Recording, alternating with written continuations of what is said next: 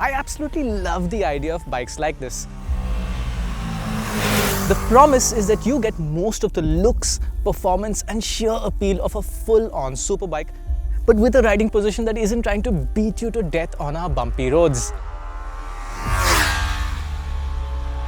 This is the Ducati Streetfighter V2, and it's basically a naked version of the gorgeous Panigale V2.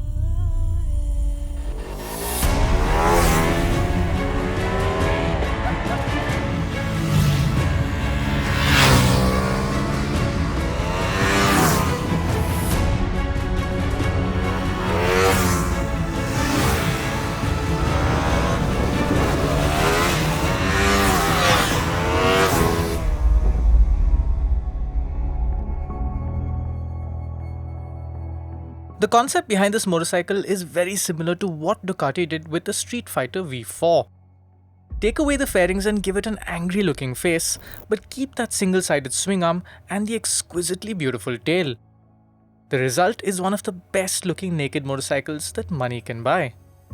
The quickest way to identify that you're looking at a V2 and not a V4 is that this Streetfighter doesn't have the crazy biplane wings, although you can have them as an optional extra. The V2 also gets a small side-mounted exhaust, and its monoshock is positioned on the left instead of the center. While it may look almost identical to the Streetfighter V4, the truth is there is almost nothing to do with the V4 underneath the skin. This bike is entirely based on the Panigale V2, and that means that it gets Ducati's unique monocoque chassis and a wonderful angry 90-degree V-twin. And at the end of the day, I think the biggest factor with this motorcycle is its engine, because now that the Multistrada and the Diavet have ditched the L-twin in favor of a new V4, that means that this is the last of the big bore, angry, sporty Ducati twins. This 955cc L-twin engine hammers out 153 horsepower and 101 Newton meters of torque. Both those figures are slightly lower than the Panigale V2, but this bike has a larger rear sprocket, which helps it more in terms of real-world acceleration. This engine creates a rumbling sensation through the whole motorcycle, and that makes it feel alive. But there are also no intrusive vibrations, even when you rev it all the way to the red line. On the move, the mid-range kick is incredible, just as you would expect from a big twin-cylinder engine.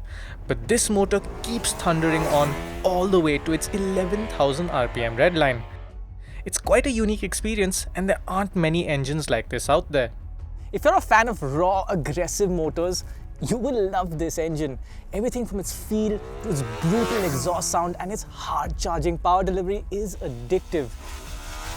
But if you like your engine smooth and peaceful, this really isn't for you.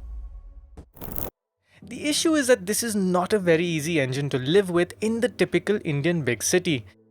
It gets grumpy and judders quite a bit below 3000 RPM. The gearing is quite tall, so it doesn't like being in high gears at low speeds, and the clutch is quite heavy as well. The biggest challenge though is something typical of most Ducatis. This motorcycle gets hot. Ducatis are literally hot motorcycles, and the V2 platform is up there with the V4s in terms of how much heat this thing produces. The issue here is the header pipe that comes out of the rear cylinder, because it makes a loop under the seat before it goes into the exhaust. That looks really good, but if you get stuck in heavy traffic, this bike gets hot, hot, hot. To its credit, the cooling system does a fantastic job, and no matter how bad the jam is, the bike never threatens to overheat. So, if you live in a big city, you'll have to learn to bear with the heat when you return home after a long ride. But it's absolutely worth going through the effort, because the Streetfighter V2 bursts into life when you unleash it down a good road with minimal traffic. With about 150 horsepower, the Streetfighter V2 sits right in between a small and cheerful middleweight like the Monster and something very fast and very serious like the Streetfighter V4. However, in terms of size and weight, this bike is pretty much identical to the Streetfighter V4, and that means that the way that it feels is very much like a full-on 1000cc super naked. That's because this motorcycle lacks the light and playful feeling that you'd get from a smaller middleweight naked like a Ducati Monster or the Triumph Street Triple. It's not very agile at low speeds, and it feels like a big, serious sports bike. But It really responds when you take charge and start throwing it around. The biggest difference I recall between this and the Streetfighter V4 is that the V2 has a lighter, more frisky front end. Ducati put a huge amount of work into making the V4 as planted as possible, and funny enough, the V2 is more prone to lifting its front wheel over crests or under hard acceleration in the first 2 gears.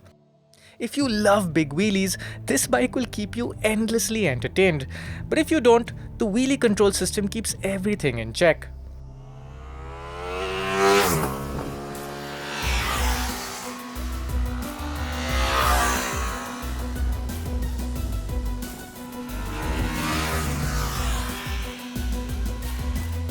As far as handling goes, this bike demands a little more work from its rider, and I think the V4 was a little easier in that regard.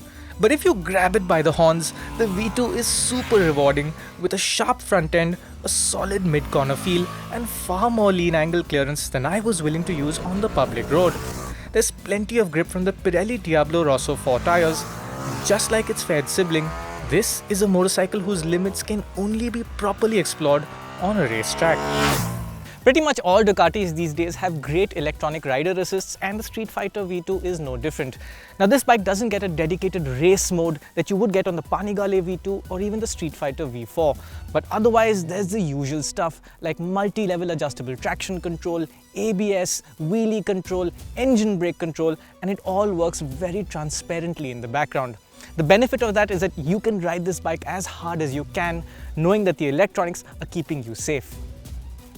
Of course, no electronic assist can cover sheer silliness, but as long as you know what you're doing, the electronic systems will make all that power quite manageable.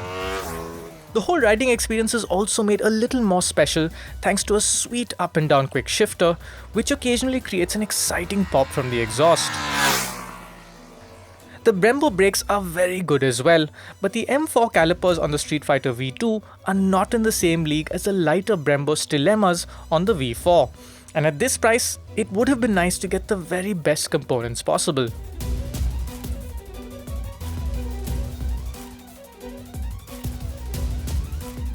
Clearly, this motorcycle is heaps of fun to ride in the right environment, but what I really like is that it manages to do that while keeping you reasonably comfortable.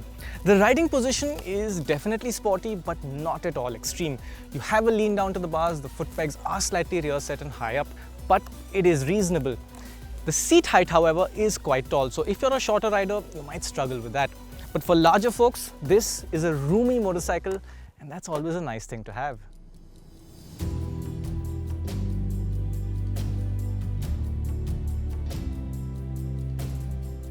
The riding position alone makes this bike vastly more comfortable than a Panigale, and you could spend all day on this motorcycle. It also helps that the rider's seat is a little more padded and the adjustable suspension is pretty decently absorptive for a motorcycle that is this sporty. Even the wind protection is decent thanks to the shape of the headlamp and the placement of the instrument console. It's only above 130 to 140 kph that you start to feel the wind blast pushing you back aggressively. That's quite good for a road-going naked bike. Where you do need to be careful though is with the ground clearance, and the turning radius is pretty awful as well. Still, those are things that you can live with, and the big appeal with this motorcycle is how it is so much more usable in the real world than its fair sibling. At 18.1 lakh rupees ex-showroom, the Streetfighter V2 costs 2.17 lakh rupees less than the Panigale V2, and it's 4 lakhs more affordable than the base V4 Streetfighter. In the Ducati universe, that's quite nice pricing, but in the real world, this is still a very expensive motorcycle, more so than the likes of the Kawasaki ZX-10R and the Suzuki Hayabusa. As far as rivals go, the closest would be the 180 horsepower Triumph Speed Triple RS, which is faster and a little more affordable, but the Ducati feels a bit more involving and special. Since we're on the topic, the V2's build quality and finish is absolutely beautiful in most areas, but a few of the black plastics had sharper edges than I'd like. It's a small nit to pick, but at this price, I think that's fair to point out. It's also quite annoying that, like the Panigales and the Streetfighter V4, this bike does not get a fuel gauge or even a distance to empty indicator, and you have to rely on a low fuel warning lamp. The Streetfighter V2 isn't really for everyone, but it is a tremendously exciting motorcycle, especially if you like your bikes with a wild but controlled nature. At the end of the day, I still feel like the V4 Streetfighter is the most special motorcycle, and it's also an easier bike to ride, primarily because that engine is smoother and more flexible at lower speeds. If you can afford to make the jump, that is the Streetfighter I'd go for. If not though, this is still a beautiful, highly capable, exotic feeling and deeply desirable motorcycle.